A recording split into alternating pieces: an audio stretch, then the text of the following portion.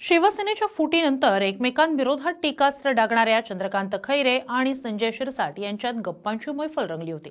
दरम्यान चंद्रकांत खैरे यांनी संजय शिरसाट यांना कानमंत्र देखील दिला, तर दुसरीकडे संदीपान भुमरे आणि चंद्रकांत खैरे यांच्यात वार पलटवार झाला। पाहूया याच संदर्भातला आमचा हा स्पेशल रिपोर्ट। त्यांना कानमंत्र दिला द्यावा लागतं, कारण मी मोठा आहे त्याच्यापेक्षा। काय दिलं म्हणजे दिलं त्यांनी मला कानमंत्र दिलाय, मी त्यांना कानमंत्र दिलेला आहे। छोड़ो कल की बात पुरानी, नए दौर से मिलके लिखेंगे नई कहानी। संभाजीनगरात ठाकरे गटाचे नेते चंद्रकांत खैरेंनी शिंदेचे नेते संजय शिरसाट यांना कानमंत्र दिलाय।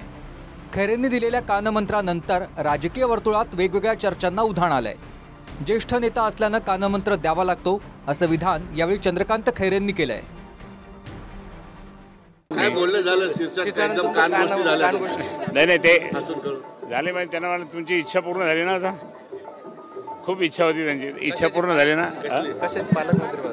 पालकमंत्री म्हणून इच्छा पूर्ण झाली ना म्हटलं। ठीक आहे, त्यांना कानमंत्र दिला द्यावा लागतं, कारण मी मोठा आहे त्याच्यापेक्षा। काय दिलं म्हणजे दिलं पालकमंत्री म्हणून त्यांच्याबद्दल काय कटुता नाही म्हणत पुढे? नाही, आता पालकमंत्री म्हणून ते काम करतायत। त्यांनी मला सांगितलं मी पालकमंत्री होतोय आणि मला सहकार्य करा, मी सगळे तुमच्या कोणाचा दुजाभाव करणार नाही। आता पण त्यांनी भाषणात सांगितलं की सगळ्यांना घेऊन चालणार, सगळ्यांनी घेऊन चाललं तर ठीक, सगळ्यांना घेऊन नाही चाललं तर मग विरोध।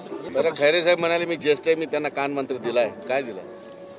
त्यांनी मला कानमंत्र दिलाय, मी त्यांना कानमंत्र दिलेला आहे।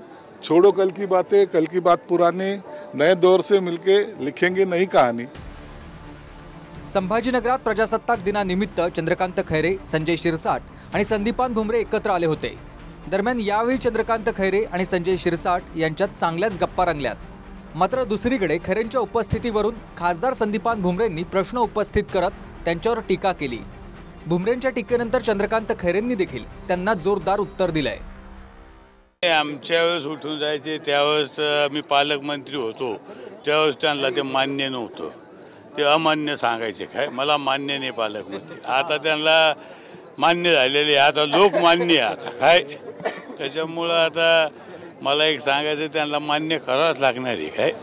बरं, ते असं म्हणाले की भुमरे साहेब हे पालकमंत्री मी त्यांना मानत होतो, घटनाबाह्य होते आणि आजही म्हणतो ते घटनाबाह्यच पालकमंत्री। मग घटनाबाह्य तर का थांबले आज घटनांनाच विचारा, आज घटनाबाह्य तुम्ही का थांबले? नंतर तुम्ही पहिल्यांदा मी पालकमंत्री असताना का थांबत नव्हते त्यांना विचारायचं। कोणाला? संदीपान भुमरे असताना तुम्ही उठून ते घटनाबाह्यच होते ते। आता हे रेग्युलर झाले ना, ते घटनाबाह्य होते म्हणून मी हे करतो। भुमरे असताना तुम्ही कधीच अभिवादन नाही, कधी नाही का पाहिजे, घटनाबाह्य होते। तो पिरियड घटनाबाह्यचा होता ना, म्हणून। छत्रपती संभाजीनगरचे पालकमंत्री म्हणून संजय शिरसाटांनी प्रजासत्ताक दिनानिमित्त ध्वजारोहण केलंय। तसंच जिल्ह्यातील सर्व प्रश्न सोडवण्यासाठी सर्वांच्या सहकार्याची गरज असल्याचंही संजय शिरसाट यांनी म्हटलंय। एक नवीन आशा घेऊन, एक जबाबदारी घेऊन मला या जिल्ह्यासाठी काही करायचंय, हा एक आशावाद मनामध्ये आहे। मी माझ्या भाषणातही सांगितलं, पाण्याचा प्रश्न असेल, सामाजिक प्रश्न असतील, जिल्ह्याचा विकास असेल, त्यासाठी सर्वांचं सहकार्य अपेक्षित आहे असं मी आव्हान सर्वांना केलेलं आहे। हे एकट्याचं काम नाही, प्रशासन काम करतंय किंवा लोकप्रतिनिधी काम करतोय असं नाही, तर सर्वसामान्यांचा सहभाग त्याच्यात असला पाहिजे, ही भूमिका मांडण्याचा मी प्रयत्न केला।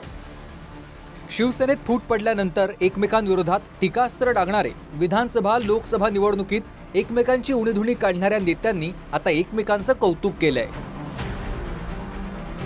दत्ता कनवटे, TV9 मराठी, संभाजीनगर।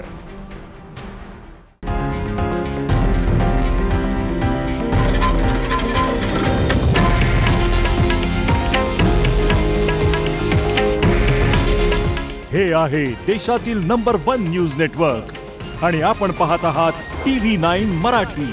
काळजी तुमची, हित महाराष्ट्राचं।